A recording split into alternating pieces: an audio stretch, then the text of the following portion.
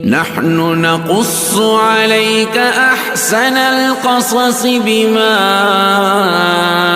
أوحينا إليك هذا القرآن. الرحمن الرحیم. یو ملګری ډیر اهم سوال وکړو. نن سبا زموږ په عرف کې دا یو رواج غونډه جوړ شوی دی چې د کمی زنانه خپل بچی نه په خاندان کې د نورو زنانو نه یا د خاندان نه بهر د بل زنانه نه مطالبه وکي خو دې ځل لستا بچی وشي الګ وي او کو جنوي دا به مونږ لراکي، یعنی دا به زمونږ بچی شي، مونږ به پرورش کوو، مونږ به په د چې تمام اخراجات څومره دي ضرورت دا به مونږ ادا کوو، دا به زمونږ بچی شي. بالکل نو آیا خپل بچی چاله داسې ورکول جایز دي او کنه؟ نو که د یو سړی اولاد نه یو زنانه د هغې بچی نشته او دا د چانه مطالبه وکي او هغه والا خپل بچی ورکي نو شرعي طور سره دا جایز دی.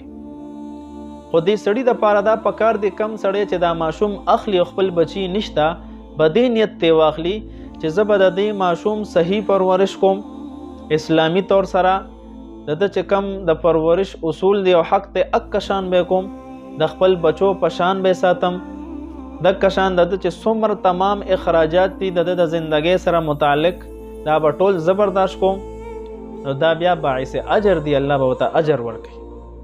خو په دې مسله کې یو درې خبرې ډېرې اهمې دي. یو دا چې کله دا ماشوم څوک چاله ورکوي نو په دې کې د دې ماشوم د خپلې مور رضامندتیا او اجازت ضروري دی.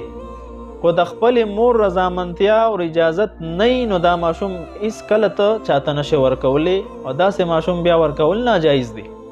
نو د خپلې مور رضامندتیا دا ضروری ده، ځکه چې کله ماشوم پیدا شي نو د ماشوم د پرورش اولنی حق دا مور ته حاصل دی.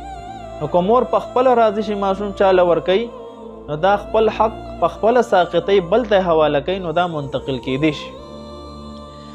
دویمه اهمه خبره دا ده چې کله د دې ماشوم مثلا فارم بی جوړول شي یا مستقبل کې د شناختی کارت وي یا پاسپورت وغیره شي نو د ولدیت په خانه کې به د دې ماشوم د خپل پلار نوم لیکل کیږي. دا چاته چې حواله شوی دی د ده نوم به نه لیکل کیږي، عموما دی خپل نوم لیکي، نو د پلار نوم نه لیکل او دا چاله چې ماشوم ملو شوی دی هغه بیا خپل نوم لیکي، دا ناجایز دی او حرام دی. ماشوم د نسب خیال ساتل دا په شریعت کې ضروری دی.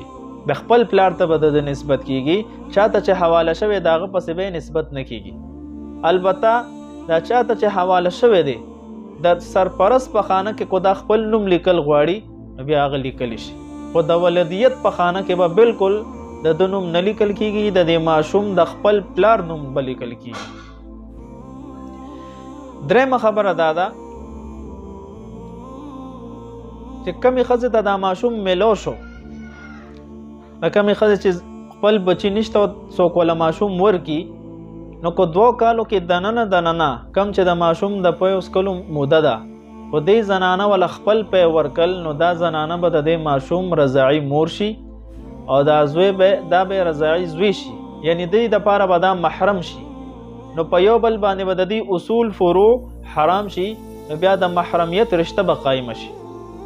او کو شرط د دې پیو د سکلو په موده کې دکې زنانه دې ماشوم له پی ور نکل، لکه څنګه چې عموما د کمې زنانه په بچی نه نو د هغې پیم نه بیا وله د بازاري پیو انتظام کوي، نو په دې صورت کې چې دی وله خپل پی ور نه کړل او همداسې ماشوم غټ شو نو دا ماشوم به د دغې زنانه دپاره دا اجنبي ګڼلی کیږي او غیر محرم به ګڼلی کیږي.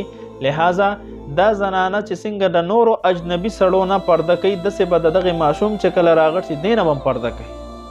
نو د دې جزیاتو د دې مسایلو خیال ساتل دا ضروري دي. که ماشوم څوک د بل نه اخلي نو مهرباني دې کوي